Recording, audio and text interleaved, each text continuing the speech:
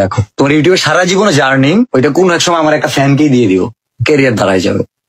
আমার ক্যারিয়ারে 100টা দেশের রাষ্ট্রদূতের সাথে আমার দেখা হয়েছে। ওমর নামের একটা ছেলে, কন্টেন্ট ক্রিয়েটর।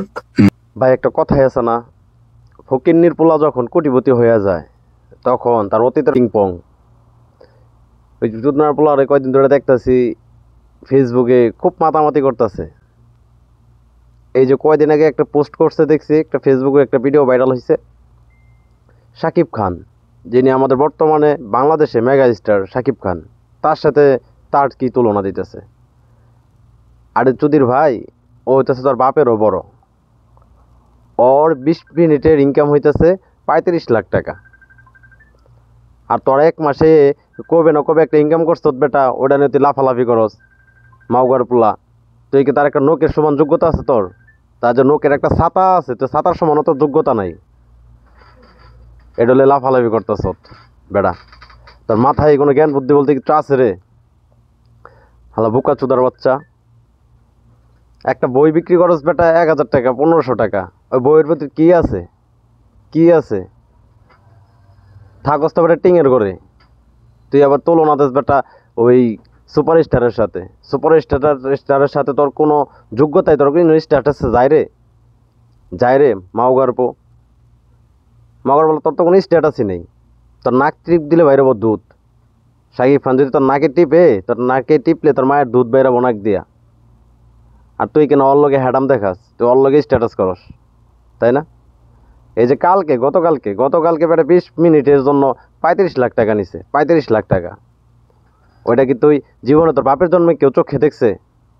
নাকি আর বাইকের জীবনে কোনো দিন চোখে দেখবি? শোন, ভালো হয়ে যা, ভালো হইতে পয়সা লাগে না, বুঝছস? এত অহংকার ভালো না। অহংকার মানুষে দুলুসাত করে দেয়, একদম নিঃস্ব করে ছেড়া দেয়। নিঃস্ব তো অলরেডি হয়েই গেছ, তার জন্য তো পাগলা কুত্তার মতন হয়ে গেছ। যারা না তার হলে রুস্ট করো, যারা না তার হলে বেটা হ্যাডাম দেখাস। তোর কি বালের যোগ্যতা আছে? তোর তো একটা চুলের সমানও যোগ্যতা নেই। মানে আবার নাই বড় বড় কথা করস, লেকচার ছাড়স। চুদির বুত চুদ না, হালার পোহালা চুদলিং পং হসপট বিল্লাল।